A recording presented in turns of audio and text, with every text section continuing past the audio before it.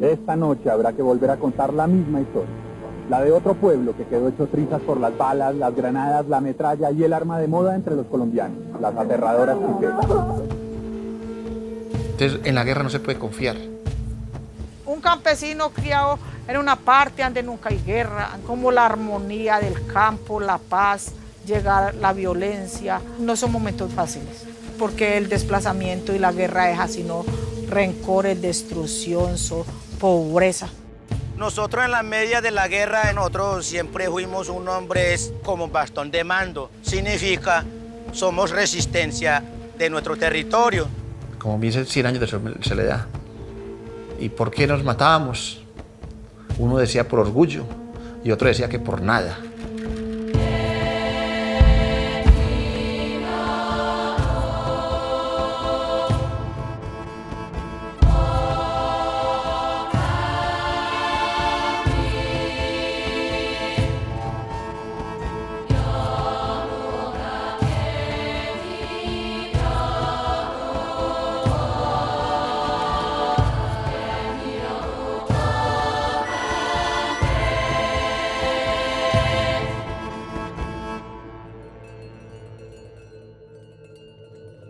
Bueno, el municipio del Carmen del Atrato, donde nosotros realizamos el proceso de reconocimiento de dignidades y de responsabilidades, es uno de los territorios, de los pocos territorios del departamento del Chocó, donde confluyeron todos los actores armados que hicieron presencia en este municipio, que conecta el departamento del Chocó con el centro del país. Toma mucha importancia a partir de los años 80, porque el Chocó, la única vía que tenía para conectarse con el interior del país era a través del río de Atrato y a través del Océano Pacífico por Buenaventura.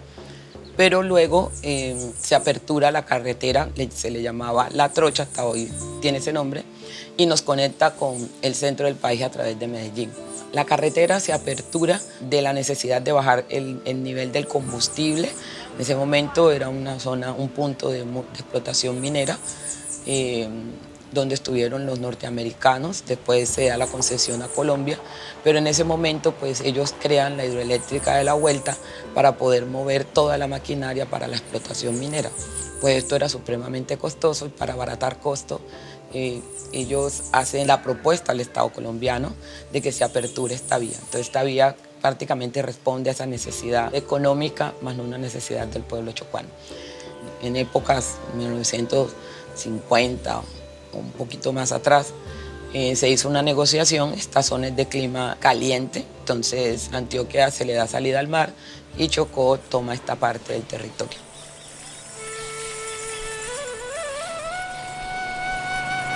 El mayor porcentaje de población allá es mestiza, no como en el interior del departamento, que es comunidad negra y pueblos indígenas. Y su conectividad y su relacionamiento era antes mucho más fluido con Antioquia.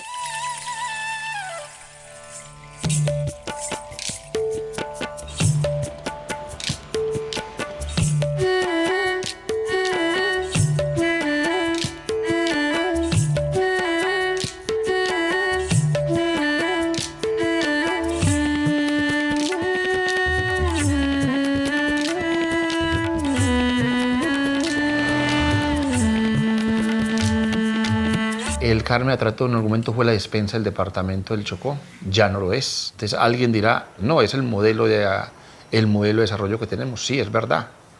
Pero también unos actores que vinieron aquí hablando, unos actores armados, que en cierta forma involucraron la población y en ese tiempo tener finca era rentable.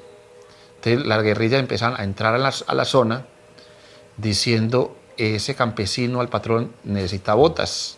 Usted no está pagando lo justo, es tanto el mínimo, cosas que eran verdad.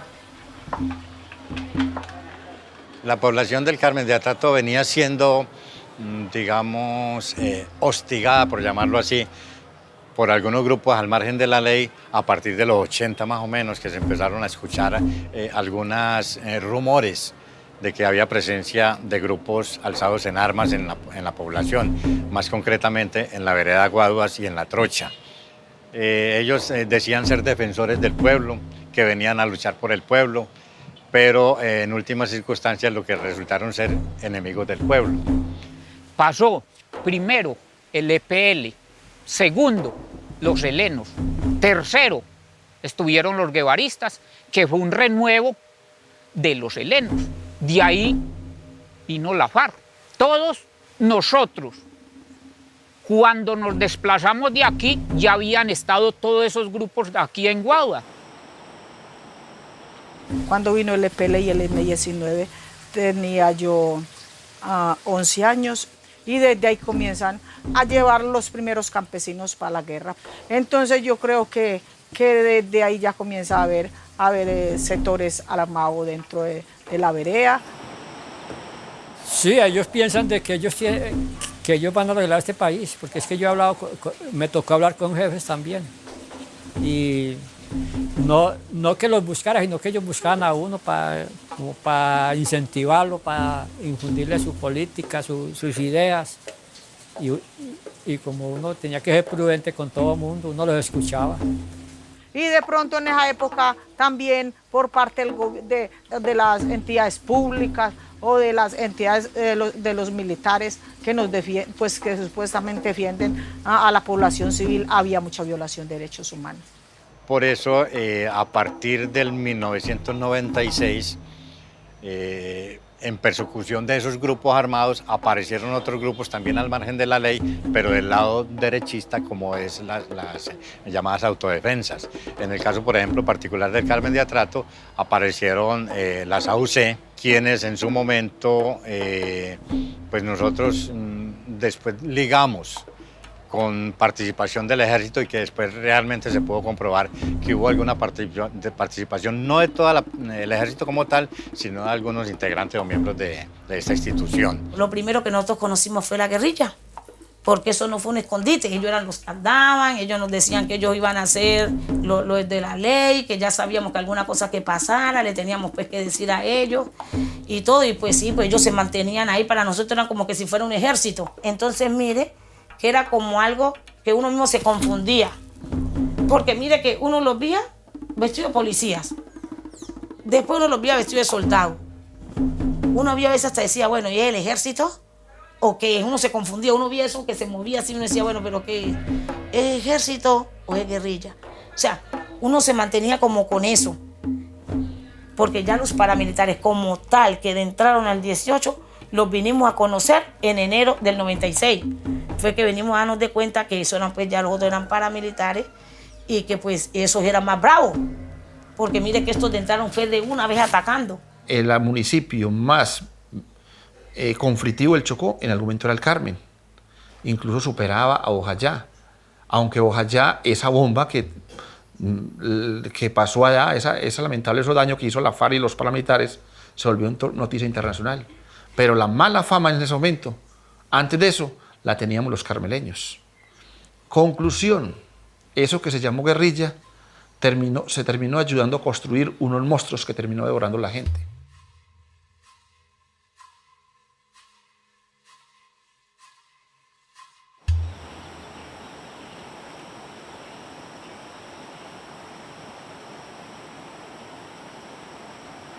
Yo soy desmovilizado del extinto Ejército Revolucionario Guevarista, ERG. El Ejército Revolucionario Guevarista fue una guerrilla que hubo en Colombia, disidente del ELN en el año 93. La primera guerrilla que hizo una presencia estable a nivel político fue el ELN. Era una guerrilla en ese tiempo que se integraba mucho con la población civil, tenía una propuesta muy clara a nivel político, se integraba uno acá en la vereda mucho con ellos, pero como hasta ahí. El que formó el RG era de aquí en la región, era de aquí en la zona, él estaba en el ELN ya hacía años y él allá en el ELN tenía mando. Lo que pasa es que nosotros en el Carmen de Atrato nos acostumbramos por la presencia permanente del ELN en la región a convivir con los grupos guerrilleros quienes ya hacían de fuerza pública, o sea, ellos nos pedían documentación, si estábamos en un baile nos decían hasta qué horas podíamos estar. Es decir, ellos prácticamente se convirtieron en la autoridad de la región. Acostumbrados a eso, entonces llega una retaliación que es la otra parte.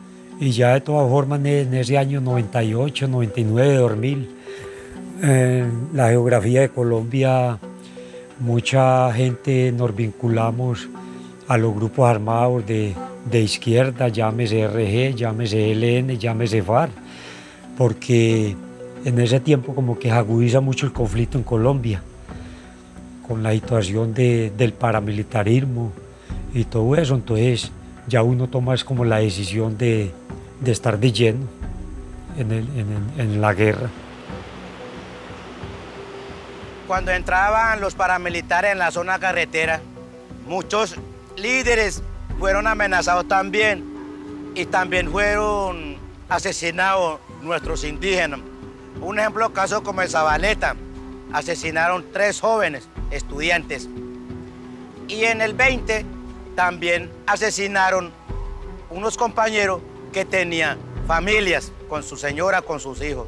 Entonces al matarse a esos compañeros le dejaban en la carretera tiradas. Luego los familiares recogían a enterrar. Eso pasaba en la zona. Prácticamente esa incursión que se hizo de los grupos paramilitares se dio justamente porque como ya había una presencia muy elocuente dentro de las comunidades, pues llegaron a buscar sacar estos grupos de allí, pero con ellos se llevaron a mucha población que realmente era inocente. En el año 2000 fue la toma guerrillera, ¿cierto? En algún momento la gente pensaba que habían rumores, pero la gente no paraba bolas. Ahí me cogí eso en todo el marco de la plaza. Yo tenía una pequeña propiedad y nadie se imagina qué fue esa noche tan tortuosa, de esos combates, de esos aviones del Estado y lo que pasó. Cambió totalmente la historia del Carmen de Atrato.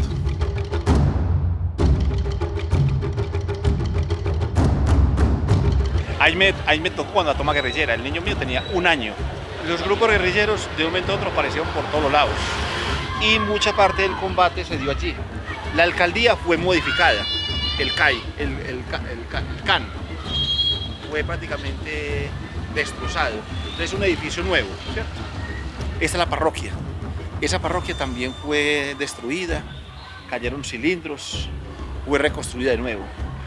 Por aquí cayeron muchos muertos, policías y guerrilleros. Incluso los combates se dieron adentro de la capilla, adentro de la iglesia. Por ejemplo, en estas columnas hubieron muchos impactos de balas, ¿cierto? Aquí se presentó unos combates porque la policía abandona la estación de policía. Incluso en algún momento la guerrilla iba a implementar la torre porque se hablaba que había unos policías atrincherados en la torre.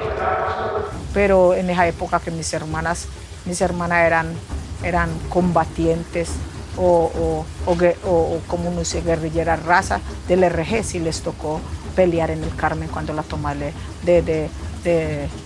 municipio. Sé con seguridad que el RG también estuvo allá.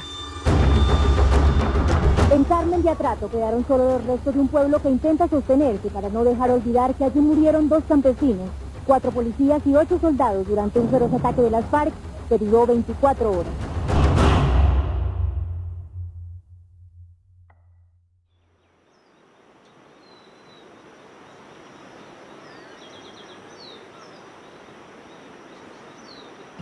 Yo pensaría que, como le decía, pues realmente el Carmen de Atrato no era un objetivo militar porque pues, habían 5 policías en su momento, 6 policías. O sea, la fuerza pública era muy poca. No era un objetivo económico porque, como también le decía, la caja agraria no manejaba grandes sumas de dinero. Porque allí, pues realmente, el único rico, entre comillas, podemos decir, o quien más dinero maneja, pues es el municipio como tal. Pero las personas realmente comerciantes simplemente se granean, por decir así. Un objetivo estratégico podía ser la conexión que tiene el Pacífico, o sea, todo lo que tenemos la costa pacífica, con el suroeste antioqueño. Pues es el único corredor que nosotros veíamos, por ejemplo, con otros grupos como el ELN, que hacían este recorrido para adquisición de armas que le llegaban a través de las costas pacíficas. Entonces, podemos saber de pronto que por ese corredor vial pudo haber sido un objetivo, mas sin embargo, pues eso es una apreciación personal. Bueno, la toma se da en el control territorial y la toma de las cabeceras municipales es una estrategia. per se, que ellos decían que si eliminaban a los comandos de policía, pues eliminaban también a los paramilitares.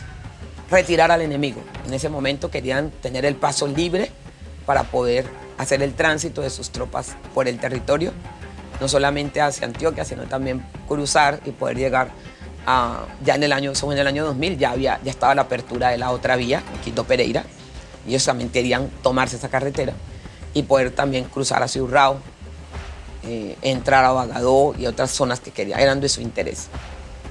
A nosotros el fracaso nos llegó desde la guerrilla de la FARC, porque también hubo reclutamiento que ellos hacían de los menores. Entonces, mire, que todo eso a nosotros nos acarrió mucho problema, porque ellos decían también que supuestamente cuando ellos se tomaron el Carmen, hicieron todo eso, lo que hicieron de ahí para abajo, que fue que porque para sacar a los paramilitares, que porque ellos sabían que se mantenían allá.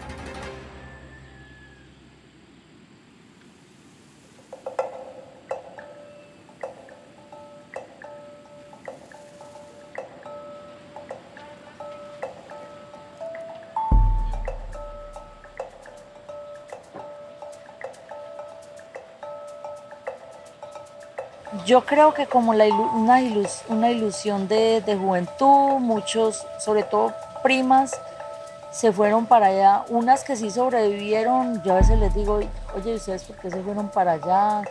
O sea, y ella, sobre todo hay una que me dice, Mari, uno se enamora de un tipo y uno, mejor dicho, uno va viendo por los ojos de ese tipo y uno joven y lo ve vestido de camuflado y lo ve muy bonito y él le muestra y le pinta pajaritos en el aire. El enamoramiento es algo muy común en la población vulnerable, ¿sí? Y es como la estrategia que tiene un hombre o una mujer de querer conquistar a una persona. Yo te conquisto desde tu necesidad. Entonces yo te pinto, bueno, yo le voy a dar estudio. O sea, yo miro en el entorno que tú estás y este es un entorno muy desfavorable en condiciones de seguridad social. Sí. Bueno, entonces los guerrilleros llegaban a las comunidades. Si es un joven guerrillero, enamoraba a unos indígenas de las comunidades. Si era una guerrillera, enamoraba a un joven de la comunidad. Del joven se enamoraba, entonces se iban con ellos. Entonces ya llegaba al campamento, las muchachas se desaparecían. Entonces ya quedaba incorporada con ellos. Entonces ya luego decían que eran voluntarios que incorporaban. Si el tipo es un tipo rebelde, entonces como que es que usted tiene la fuerza para que esto cambie, porque la ideología de nosotros es esto y esto. Sí, allá yo soy útil. Yo soy un obrero para la lucha. Yo soy un soldado para la lucha, para este cambio, ¿no? Bueno, nosotros cuando veíamos llegar al grupo armado, le decíamos al hijo o a la niña o a la hermana que no salgan mucho, que no dejan ver, porque ellos le ofrecen cosas y que no es la realidad que pueden ofrecer. Decíamos nosotros reservar a las niñas o a los jóvenes también orientando a las comunidades. Como mis hermanas eran pues tantas, hubieron tres hermanas que se incorporaron a los grupos al margen de la ley. Una se incorporó en el ELN y es por algo que siempre como víctima, y a pesar que fueron victimarios, peleó mucho también con las entidades, por esos menores que reclutaron tan joven, porque a mis hermanas, a mi hermanita menor tenía como 11 años cuando se la llevaron. Porque es que Olimpo reclutó el 35% menores de edad, y eso es una cifra muy alta. Es que el 35% menor de edad es una cifra demasiado alta.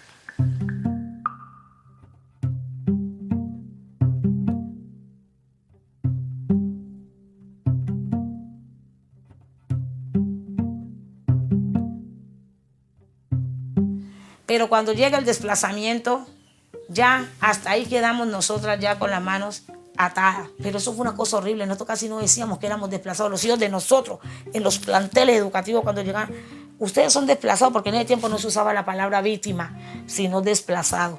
Y miren, los pelados llegaban a los kinder, a las escuelas, ¡ay, ese es desplazado! Y se los burlaban. Y todo eso, miren, por todo eso nos tocó pasar nosotros aquí en Quito. Nosotros llegamos al Hospital San Francisco de aquí, y lo veían a uno como por allá. Nosotros éramos los últimos para atendernos. Cuando llegamos así, no, es que esa es desplazada. Los son de ese poco de guerrilleros que se vinieron de allá, que como ya no pudieron, los echaron. Fue muy duro. Eso fue muy duro que nos tocó vivirlo aquí. El desplazamiento nosotros salimos en el 98 y nos fuimos para Risaralda. A sufrir y aguantar hambre. Por allá días enteritos que no comíamos. Lo único que tomamos era agua panela. No había trabajo. Y un gentío. Y trabajaba en el día, tenía 2 trabajos y por la noche pelaba pollos y trabajaba parejo y duro. Y las muchachas estudiaban. A veces dormía 1 hora y otra vuelta para el trabajo. Nosotros veíamos muchos compañeros desplazados en resguardos. Uno veía a unos campesinos también dejarse la parcela solas. Y nosotros como indígenas, al ver desplazarse, nosotros más bien se resistían en el mismo territorio. Nosotros al ver dejarse nuestro territorio, nosotros teníamos todo trabajo de que tenían para coger. Si nosotros abandonaríamos eso, nosotros perderíamos todo. Nos hizo fuertes las mismas circunstancias y las mismas adversidades que nos vinieron. Y al enfrentar la vida, teníamos que proseguir, estando conscientes que la vida continuaba. Hemos sufrido mucho en este desplazamiento,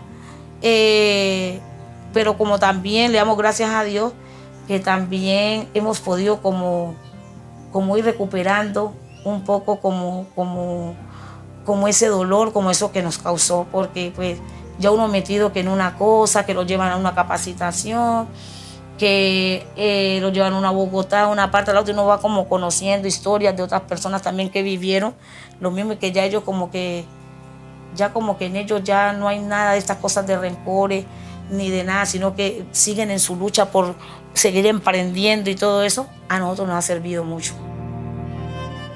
Hace 12 años se desmovilizó el RG y desde ahí a todos los espacios donde he ido, que Dios me ha permitido y que muchas fundaciones y muchas personas me han invitado a muchos espacios, a Bogotá, a Cali. Siempre también digo, si es posible vivir en paz con los que fueron nuestros victimarios. La reconciliación es importante porque eso es parte de la paz que necesita Colombia. Un ejemplo, yo decirle a Floralba o a cualquier víctima en Colombia, le pido perdón, es muy importante. Para mí, pedir perdón y que me perdonen es un alivio para uno. Pero complementado a eso, para mí es importante también, como desmovilizado, es donde esté viviendo, y yo pienso que para las víctimas es el comportamiento con esas personas. Eso demuestra de que sí, me he reintegrado a la vida civil, y que sí, estoy dando un ejemplo de cambio hacia la población. Con ellos no guardo ningún resentimiento, porque de pronto todo este trabajo con las víctimas me ha ayudado también a superar todo esto, porque la guerra deja mucha desconfianza y rencores, y me ha ayudado como a superar todo eso, porque yo con Efraín la voy muy bien, y él es uno de los postulados y hermano de Olimpo, y yo la voy bien y le colaboro, y como ellos nos tienen ciertas, pues a lo menos la leche, el queso, yo a veces le subo quesitos, cuando no tenía plátano yo le subía revuelto. Y yo no guardo como ningún rencor, pues igual hay que construir, y construyendo es perdonar a la gente que le hace mal a uno.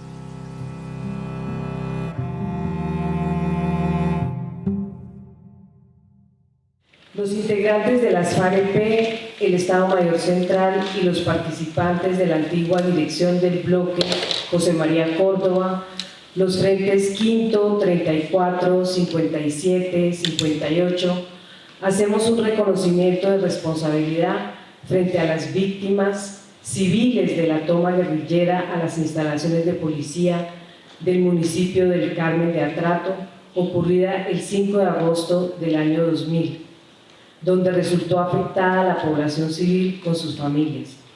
Estamos ante un hecho que causó la confrontación, y que en esta confrontación es lógico que causó mucho dolor en la población civil y en las víctimas. Es así como en un terrible contrasentido produjimos dolor, zozobra, miedo, inseguridad prolongada en el tiempo, desconfianza entre miembros de las comunidades, como también heridos y muertos, el hecho de que las instalaciones policiales se encontraran por lo general ubicadas dentro de los cascos urbanos en medio de la población civil, colindando con sus casas, colegios, iglesias y otros bienes de la comunidad, no justifica una toma guerrillera. Esto lo vemos hoy claramente y lo lamentamos profundamente.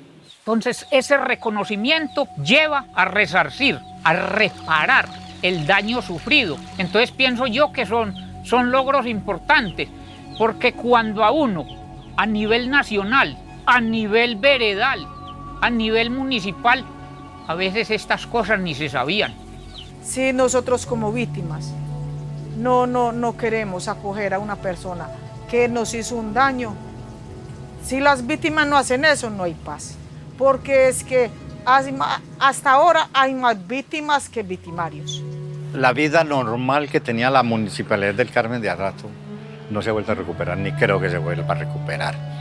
Si se hubiera actuado en un tiempo más oportuno, menos expansioso, se habían evitado muertes, se habían evitado desplazamientos, se han evitado pérdidas de economía, se han evitado una cantidad de trastornos que sufrimos. Hombre, la primera traba la tenemos con el Estado.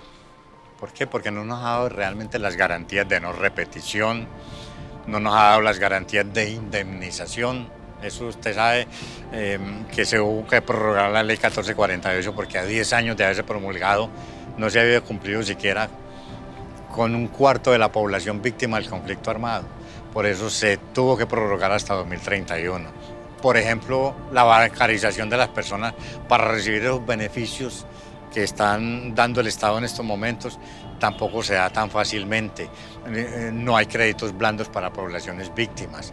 O sea, el acceso al crédito, como se dice siempre, hay que demostrar que no lo necesita para que lo puedan dar. Bueno, yo creo que lo primero es que como Estado debemos de articularnos, la verdad. La articulación estatal debe ser una prioridad. Las agendas, la asistencia, la respuesta. Si la respuesta es más integral, yo creo que hay menos oportunidades de que las cosas se repitan. Y lo que está pasando en el Carmen también, que vuelve a ser el tema de la tierra, los conflictos interétnicos que están pasando en Atocha. Por ejemplo, la gente en este momento pide la sangre de los indios. Grave. Parece que no hemos aprendido las lecciones. En la zona la necesidad que más afecta en este momento en la Daña, no tenemos energía, no tenemos agua potable, no tenemos una vivienda digna como se hace en el estado afuera. Todos entonces no tenemos ninguna garantía, entonces nosotros seguimos peleando por nuestros derechos. Por eso nosotros hacemos paro. Unas veces llegamos a sitios donde nosotros no decimos, yo pues al menos hay veces que llego a sitios digo que yo no soy lideresa. Yo me presento como única corriente de Sandra Patricia, no más. Porque uno como que siente todavía ahora que se está volviendo como a venir otra vez esa violencia aquí a Quito. Los niños ya no quieren crecer, porque se los quieren llevar. Ellos ya no se quieren ir, unos no se quieren ir. Entonces, la opción que están tomando es quitarse la vida. Es la angustia ya. Yo creo que ese es el límite de la desesperanza, cuando uno atenta contra su propia vida. Ya no ven más salida. No es solamente reconocer. El reconocer lleva una actitud. ¿Y la actitud cuál es? No repetición. Me acuerdo de 3 frases que ellos dijeron. En el afán de controlar, no escuchamos sus voces, no escuchamos sus súplicas, no los escuchamos. Nuestra lógica de tener el control territorial no nos permitió verlos, ni escucharlos, ni entenderlos. Eso es la guerra.